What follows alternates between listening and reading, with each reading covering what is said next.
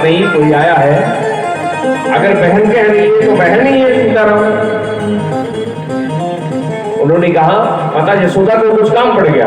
अरे बैठिए, जैसे मांस किसी के यहाँ नात रिश्तेदार आते हैं, लोग कहते हैं बैठिए बैठिए सर, थोड़ा चाय भी करवाइए। हाँ, ऐसे उन्होंने कहा थोड़ा जलपान करिए हमारे घर, अगर कोई मेहमान आया है तो उसकी सेवा किए बिना कोई जाने देता है नहीं, जलपान जरूर कराता है, चाय जरूर पिलाता है। तो माता यशोदा ने भी सोचा कि पूतना,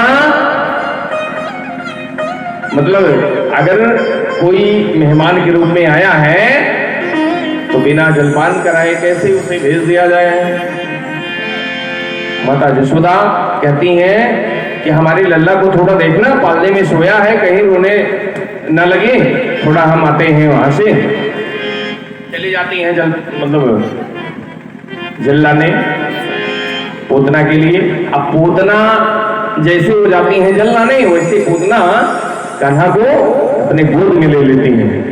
बोलिए सच्चे दरबार की। जब गोद में लेती है तो सोचती हैं कि अब मुझे यशोदा बहन बनी है तो हमें वो समय आ गया है कि हम कन्हैया को स्तनपान करा के और इसे मार डालें। बोलिए सच्चे दरबार की।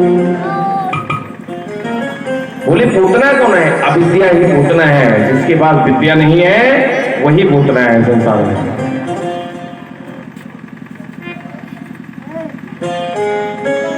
देखिए पूतना कहने लगी, अरे बच्चे आज हम तुझे दूध पिलाकर ही छोड़ेंगे, कन्हैया मन ही मन। भले देखिए ये जो पूतना थी ये किस दिन आई थी? छठी के दिन आई थी। उसी दिन भगवान का छठी कशु है, छठी बनाया जा रहा है, उसी दिन वो आई थी पूतना। अब जब गोद में उठाई तो मन में सोची कि ये बहुत शरा गया है, हम तुम्हें मार डालेंगे, छोड़ेंगे नहीं। बोलिए सच्चे दरबार की। कहने लगी छोड़ दो छोड़ दो। जब भगवान ने उसके मतलब वो स्तन को भगवान के मुंह में डाला, जैसे एक माँ एक छोटे बच्चे को अपना दूध पिलाती है, ऐसे ही भगवान को कन्हैया जी को पूतना ने भी अपना स्तन दूध पिलाना प्रारंभ किया। अब भगवान बड़े मौज के साथ पी रहे हैं, जैसे एक बछड़ा एक गाय का स्तन पीता है, ऐसे भगवान पीयूष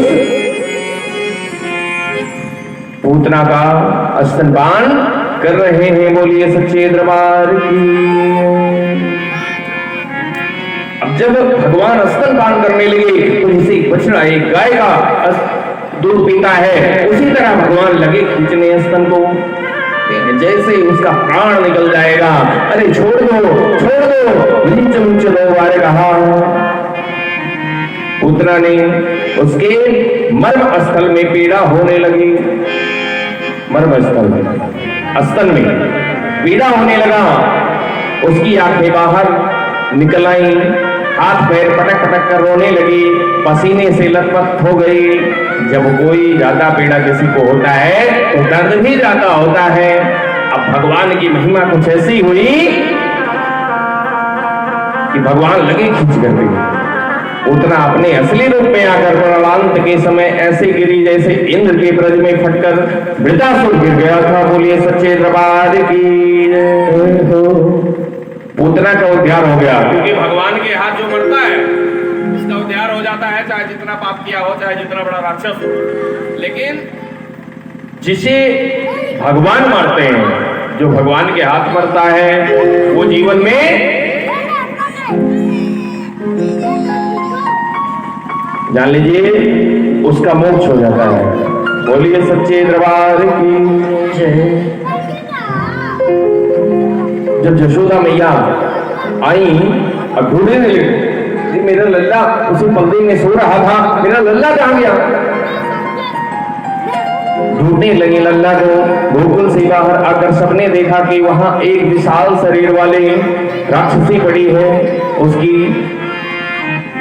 दाढ़ हल के समान, मुंह पहाड़ की गुफा तुल्य, कान नाक कंदराओं के समान, स्तन बड़ी बड़ी शिलाओं के समान, पेट तालाब के समान, अंधेरे कुएं की तरह, आंखें उनकी जांग नदी के किनारों जैसी, हाथ पैर पुल जैसे हैं, इतना बड़ा शरीर।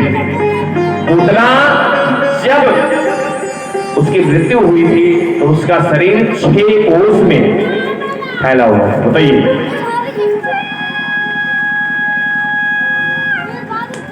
हुआ द्वापर एक हुआ, इसमें मनुष्य का जो शरीर था बहुत बड़ा लंबा लंबा होता था, और वो तो राक्षसी थी, वो तो वैसे भी सितारा।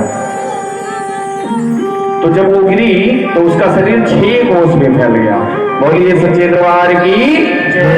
जैसे ही यशोदा मैया ने देखा कि हमारा पुत्र, जैसे गांव के बाहर गई और देखी कि हमारा पुत्र स्तनपान करते हुए वो राक्षसी के ऊपर खेल रहा है। बोलिए सच्चे दरबार की जय। माता यशोदा कहती है, अरे परमपिता परमात्मा आपका बहुत बहुत शुक्र है कि हमारे लल्ला को कुछ नहीं हुआ, और ये राक्षसी थी मुझे पता नहीं था।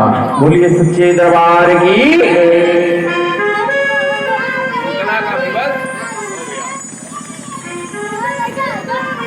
सुखदेव जी के बोले, हे राजा परीक्षित, जब भगवान 3 महीने के थे तब करवट बदलने का एक भव्य उत्सव मनाया गया था, नृत्य गीत का आयोजन किया गया।